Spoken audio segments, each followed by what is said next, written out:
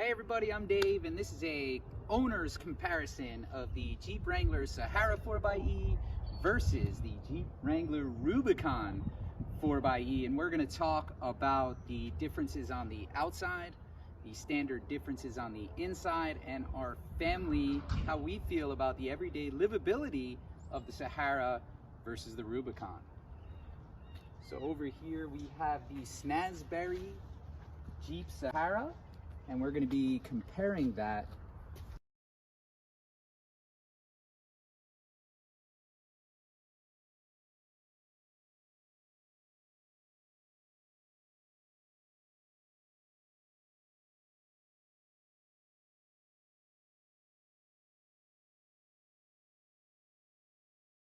to our granite crystal Rubicon right over here.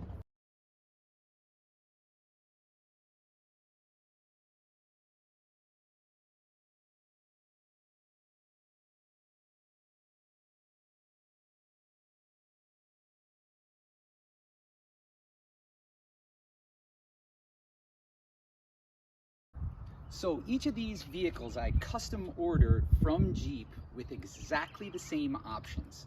So each vehicle is equipped with the Sky One Touch roof, which is the convertible hardtop roof. So both of them have that. Both vehicles are also equipped with the cold weather package, which is the heated seats and heated steering wheel. That was a deal breaker. My wife said we had to have that.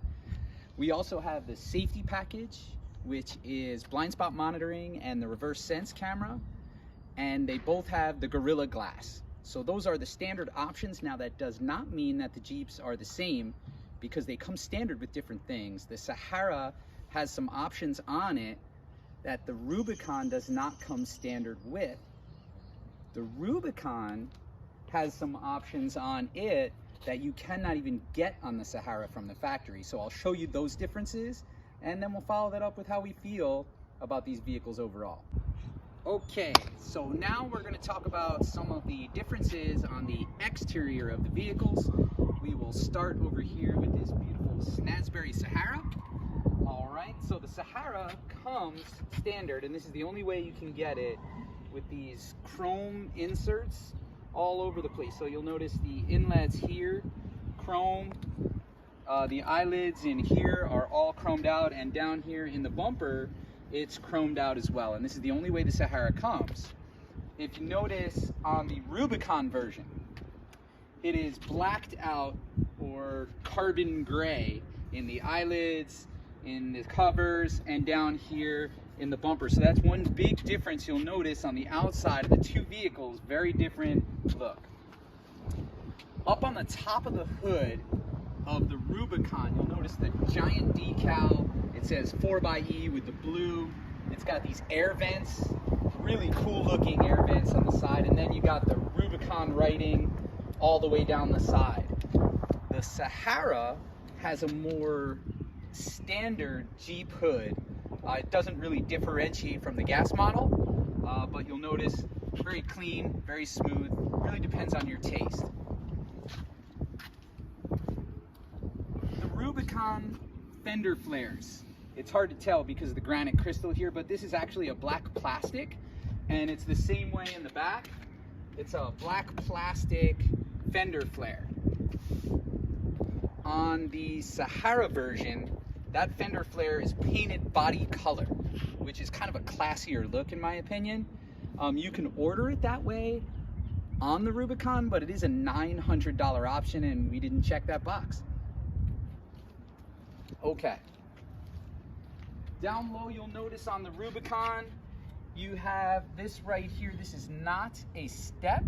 This is a rock rail. It protects the bottom should you go off-roading from getting scratches and scars, but the Rubicon is a very high vehicle. It sits about 1.5 inches higher than the Sahara, so it is a jump to get in there. So here's my family getting into the Rubicon. Here we go. This will be exciting.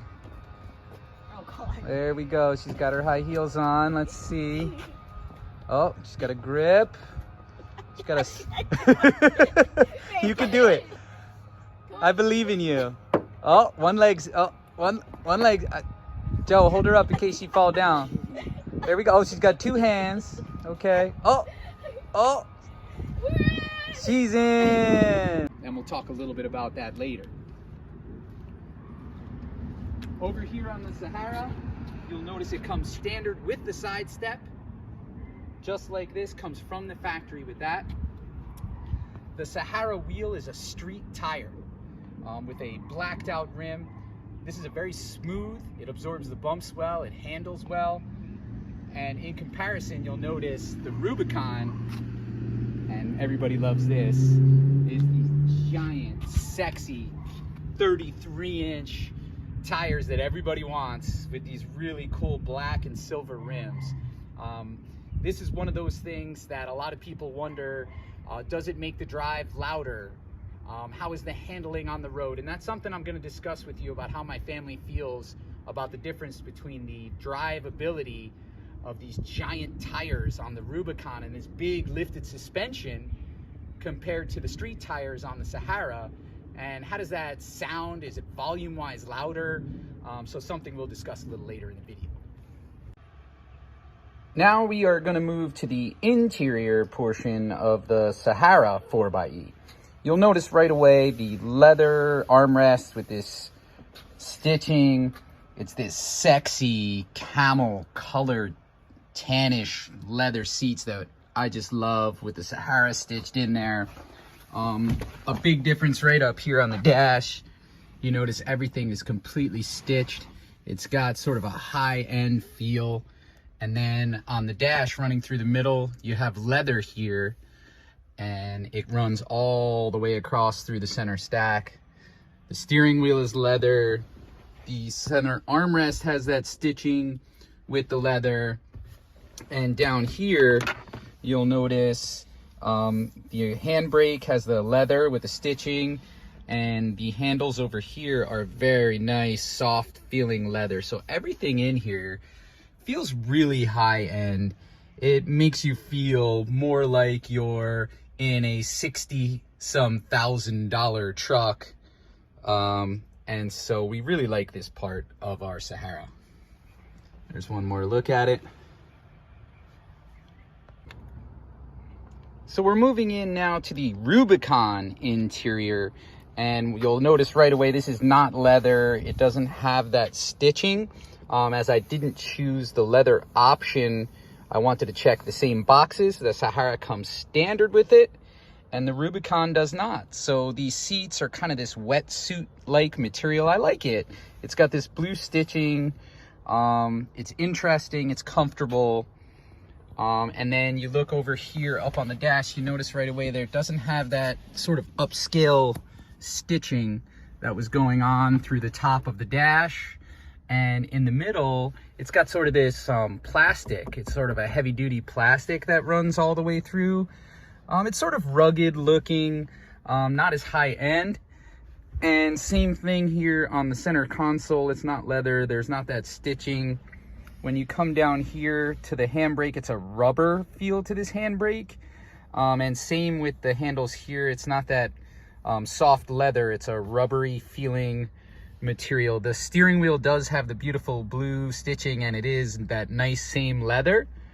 But this is what the Rubicon looks like. And when you go to the back, a lot of people have been asking, yes, it does have the armrest in the back on the builder on Jeep's website. That's not there, but I can tell you from what I'm looking at that their builder is off on a few items. And so this is the interior. So here we are. This is our Sahara. There are so many things to like about this truck. I just wanted to talk a little bit about some of our favorite things. This Snazberry Pearl Coat color. We're all kind of in love with this color. We get a lot of compliments on that everywhere we go. It's limited availability, so when I bought this car, it was available, and then it wasn't, and then it was again. So if you really like it, you may have to wait a few months for it to come back into availability, but I'm sure it will. We really like that it's smooth, it soaks up the bumps, it's easy to drive, it's a little quieter. It feels like it's a little lighter, and so in electric mode, you get a little more pickup out of it than the heavy Rubicon. As far as the tires go, there's a lot of benefits to these road tires. It's smooth, it soaks up the bumps, it tracks straight, but it sure doesn't look as sexy as those beefy mud tires on the Rubicon, and man, do I like the way those look better. Some of our favorite parts of the Sahara are really on the inside. It's the beautiful interior really feels upscale. It makes it feel worthy of a $60,000 truck, with all the leather and the stitching and the way that the finishes are sort of every way in this thing. And so that's really one thing that we prefer. And of course it is an option. You can get the Rubicon with an interior just like this, but you have to add it on, and that's something that I kind of missed on. So here's that Rubicon, and we sure do love the way it looks. That blue with the granite crystal really makes that pop. Those beautiful tires, and we like those rims, the hood graphics, everything about it just screams Jeep.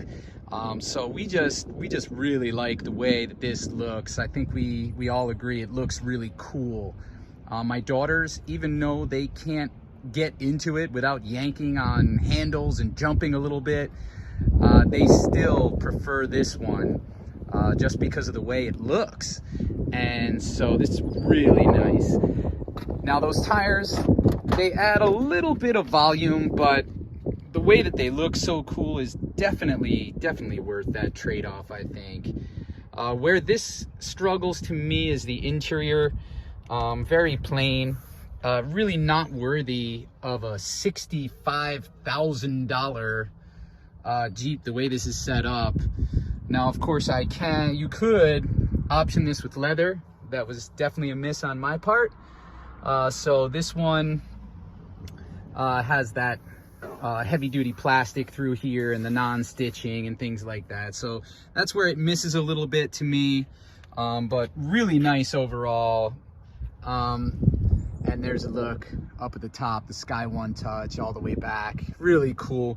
It's so high I can barely reach up there to show that.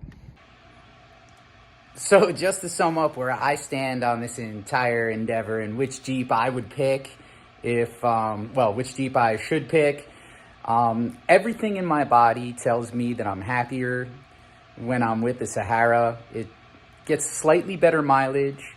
It's a little more comfortable to drive. It's easier to drive. When my wife drives it, she has a little less trouble getting in and out and even just maneuvering it. So I really do like the Sahara, but something in me feels cooler when I'm driving the Rubicon, so I'm kind of leaning that way right now. I'll update you in a couple of weeks when I actually have to make a decision. So thanks everybody, and go ahead, hit me up with questions if you have any. I'll try to film anything or answer any questions. Thank you.